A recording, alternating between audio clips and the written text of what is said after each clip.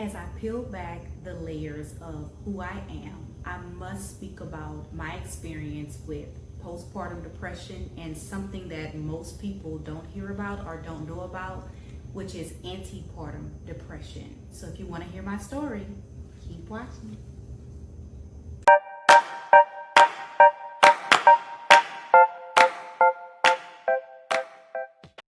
Hey y'all, welcome back to the channel. For those of you that are new, my name is Dr. Kelly Cavett, and on my channel I am bringing awareness to as well as breaking mental health barriers.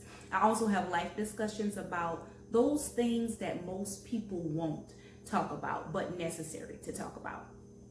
So today, as you can see from my thumbnail, I am going to be speaking about my story dealing with postpartum depression, but first, antepartum depression.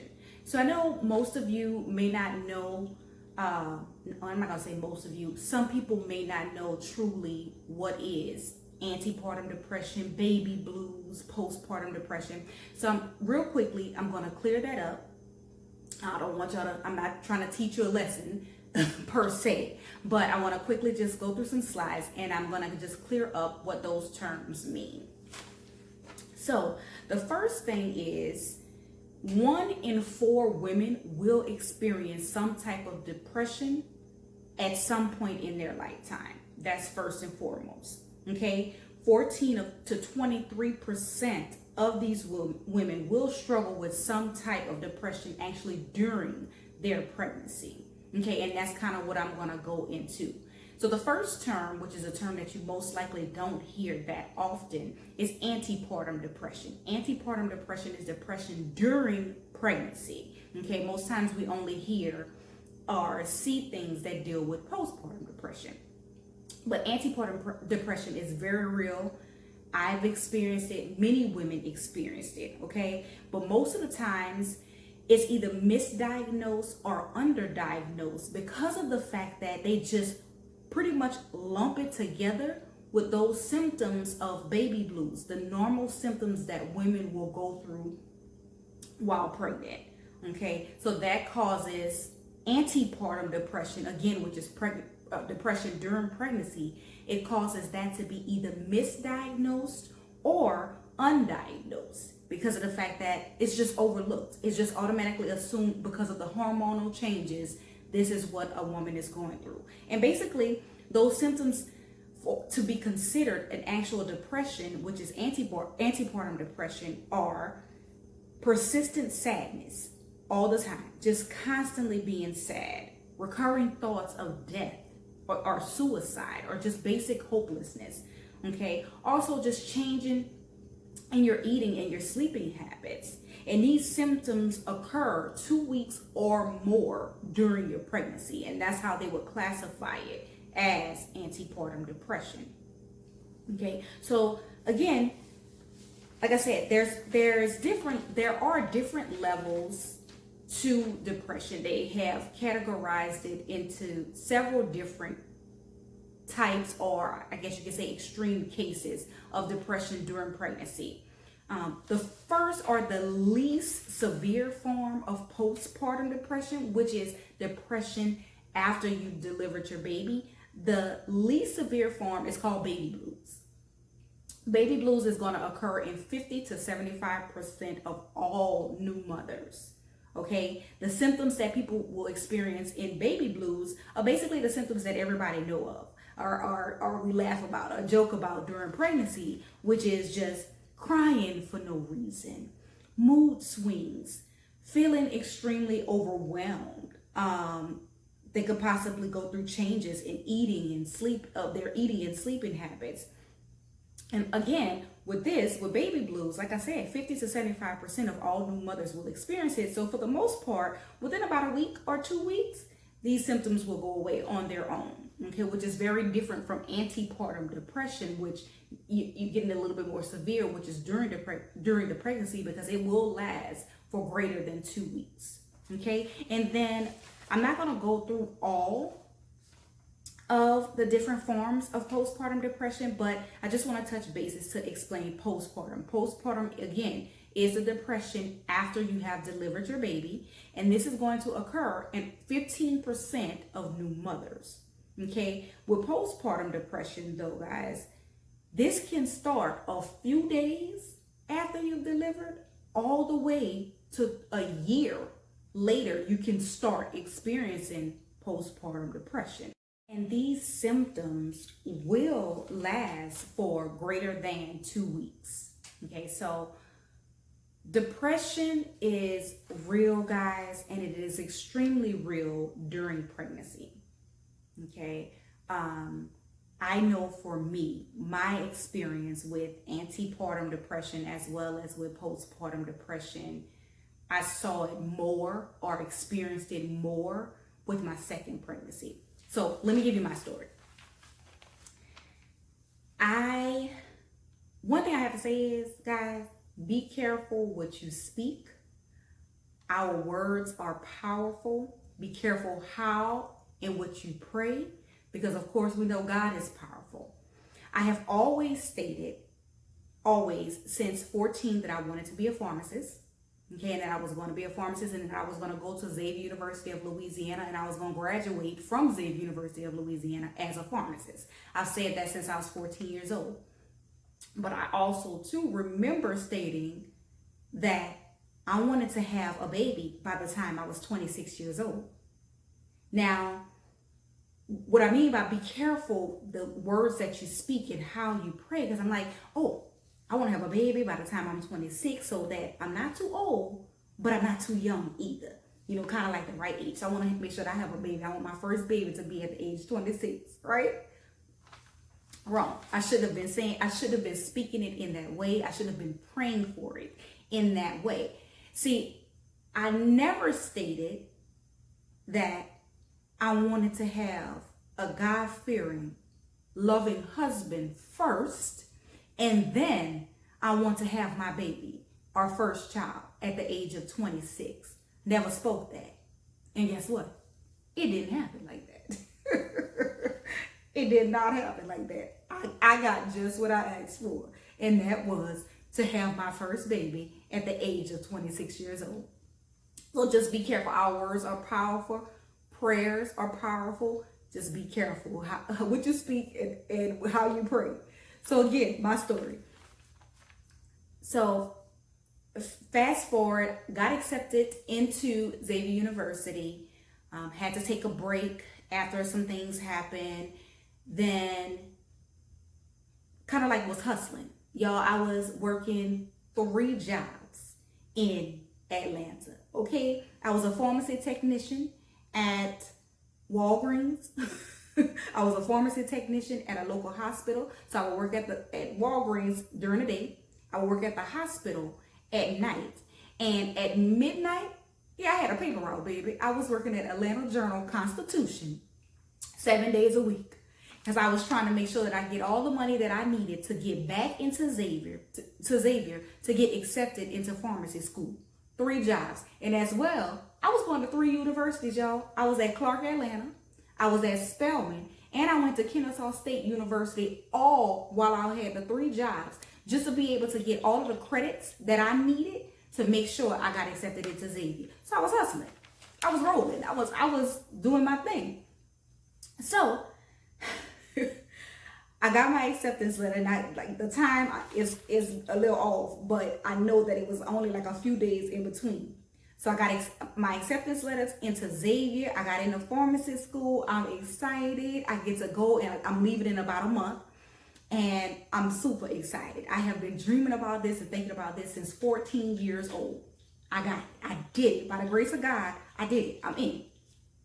So then, like 2 or 3 days later, I was feeling a certain kind of way. Took a pregnancy test. I'm pregnant. So that extreme excitement went to pretty much like almost fear. I was feeling a little nervous and scared, but then at the same time I was like, but I'm about to be 26 years old. I'm right on time. That's exactly what I asked for. And I'm not a little girl. I'm not staying at home. So, hey, I'm nervous, but I'm still, at the same time, I'm happy. I'm happy. I also too was excited about the fact that I'm having a baby with somebody that I felt like I was going to be with for the rest of my life. It didn't turn out that way, and that's okay. It didn't turn out that way because it was for the best, but I was excited, y'all. And then at that point, knowing that now I'm carrying a baby, that excitement and the years of wanting to be a pharmacist and go to Xavier changed from I want this really bad to now I have to do this. I have to do this so that at the end of the day, my prayer was at the end of the day, I want to be able to take care of me and my child by any means necessary. Right? And I prayed, I said, God, allow me to make it through pharmacy school, do what I have to do so that I have a backup plan to make sure that me and my child are taken care of. So boom, got into Xavier, went on down. I was going. Pregnancy wasn't going to stop me from going to Xavier University, pharmacy school. I was there. So I get there, moving from Atlanta back to Louisiana. Things are going great. I am experiencing the morning sickness and, but I guess my adrenaline, being so excited and so happy about getting into pharmacy school, I'm there. I'm not even worried about it. So as I start progressing along with the first semester of the first year of pharmacy school, my symptoms started getting worse. I was extremely tired, nauseous. And thank you to the graduates of Xavier University class of 2013. If any of you are watching this video, thank you, because y'all, we had one class which I think was freshman orientation, and it was at the beginning, at the top of the morning, and I can remember some of the students putting chairs together so that me and my belly could lay my legs out in the front of the classroom, had my legs stretched out, had my books. I'm paying attention, okay? My GPA was greater than a 3.0. My first semester, I was there. Pregnant at all. I was in there. So thank you, class of 2013. I can't remember everybody because it was so many people that would just be helping me out because they seeing me struggling with this pregnancy, and my belly was huge, y'all. So anyway, but I did go through the same symptoms that I had in my second pregnancy, but I went through where I just felt like there was something always stuck in my throat, which caused me not to eat, which caused me to lose 25 pounds in my first pregnancy, extremely small, and it got so bothersome that I just wanted it to be over. But I had school to kind of occupy my time and my mind. So basically, went through the first semester. I knew my baby was supposed to be due in January, so I had my little plan. I'm gonna have the baby in about 3 weeks. School start again. I'm going back to school. I'm not gonna skip a beat. My auntie was there, my Auntie Sonia, God rest her soul. She was there to take care of the baby for me while I went to school. So I was like, okay, I'm good. I'm going. I'm not stopping. This is not gonna stop me. I'm gonna have my baby and I'm gonna continue, right? Didn't happen that way. Didn't happen that way at all.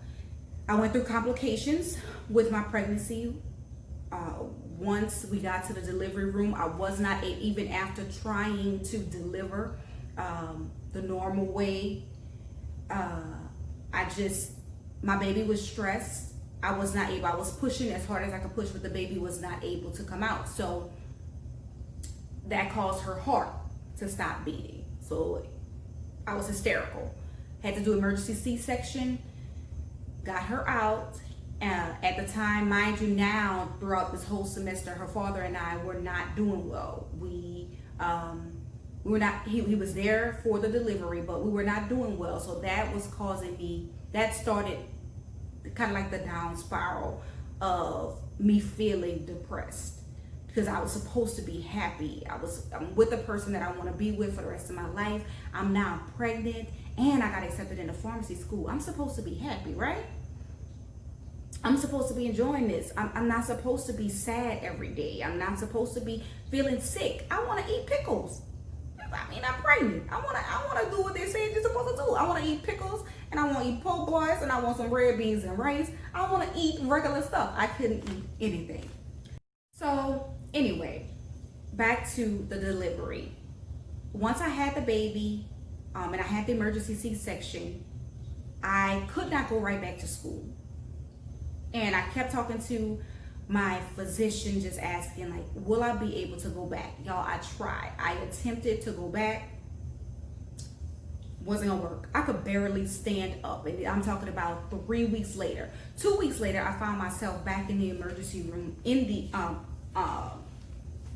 in postpartum because of the fact that I was having complications. So here we go. My dream, being at Xavier, on time, going to school, and not being behind, now it's not looking too good, because now I am forced to take a break. I am forced to take off and withdraw from the university for a full year because I'm having complications with my baby. I had complications during the pregnancy, and now I'm having complications afterwards. So I had to end up taking that year off. I had to withdraw from the university. So now I'm extremely, at this point, down. I didn't know that I was depressed, but I just knew that I was sad. I was extremely sad. I was down, and I didn't know at this point what to do. So now I'm back in New Orleans. I was living with my cousin, so I didn't have to really worry about rent and all of that kind of stuff, because I was living with my cousin. But it was like, now I'm just here. I have this baby. I gotta be able to take care of my baby. Long story short, I ended up going back to Atlanta. Me and my child's father tried to reconcile. It still ended up not working, but I went back to Atlanta. I did start working again and tried to get myself to the point where I could go back to Louisiana and start. So I just waited until the second semester of the following year to start, so that I can start on time and just pick up where I left off. And then that's when all of the problems started, as far as with my credits, with trying to receive financial aid, living in an apartment on my own now that I have to try to work as well as take care of my baby. So extremely overwhelmed, extremely stressed, and I didn't know it at the time, but had fell into a really deep depression. And mind you, that started about a year later. So like I said, with postpartum depression, it can start anywhere from 2 weeks up to a year after. So I was still experiencing those things. And one of, I guess, the strangest things that I would experience is just the constant feeling of my child dying in some way, or me dying, leaving my child in some way. And then that brought back up all of those experiences that I had as a child. It was not until I had my first child that I truly started to remember the things that happened to me as a child. That's what sparked all of that, me having my first child. So, again, I experienced that antepartum as well as postpartum depression with my first child. But I didn't realize that I was really going to go through it with my second child. My second baby, I had her in 2017. And again, y'all, sharing these stories, it forces you to have to go through all of the emotions all over again. And I can just remember that my life had changed drastically. Anyway, I was married. Okay, this time around I was married before I had my second child. But we were also going through lots and lots of struggles, trying to make our marriage work. We were in the first few years of our marriage, so trying to make our marriage work, and still trying to have some enjoyment, but at the same time I'm not working, just going through things. So basically, once I found out I was pregnant, it was very different from my first pregnancy. This pregnancy, I was sick from day one. Y'all, I felt so bad and sick with my second pregnancy to the point that I felt it was unbearable for me to do. I'm talking about during this pregnancy, I lost 30 pounds. I could not eat a thing. I couldn't drink anything. I couldn't eat anything. I saw my body. I was so small, and I'm not a small girl. I've never been a small girl, but I was so small. You know, it was bothersome. I felt like I was dying. I honestly felt like I was dying. I was depressed. I was angry. I was sad. I was crying every single day, all day, pleading to God, God, please take this away from me. Take this sickness away from me. Again, same feeling, like a ball was stuck in my throat, like something was stuck in my throat is what I felt. And then my body just felt so weird till my poor sofa, y'all. My sofa, you can tell from me laying in that one spot, or sitting in that one spot for those 9 months. It just laying there, my sofa was torn up. The pillows are just torn up from me being there. And every time I see the sofa, it just reminds me of, oh my God, thank you. You brought me through that. It was such a bad time for me. It was a bad time for my family because I wasn't myself. I was not able to be the mother that I needed to be for Christian, or be the wife that I need to be for my husband. And I truly feel like when women are experiencing things during their pregnancy, your husband as well as your other loved ones, they're also taking that journey with you, especially if they're in a household with you. I can see my husband may not ever know it or even admit it, but he was going through depression as well, because I was. I could see it in his face. I could see it in his eyes, you know, in his demeanor. He wanted to help me as best as he could, but he couldn't. There was nothing he could do. He tried everything. I even had my aunts and my mom, people sending me all types of ginger candy and lemon candy. My T. Sonia, y'all.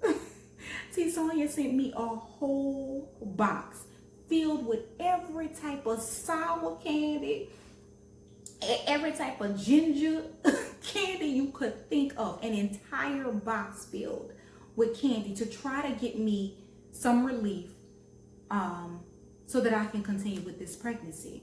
Because I'm going to share something with you that, you know, only my husband knows about, but I went through a period where I just wanted it to end.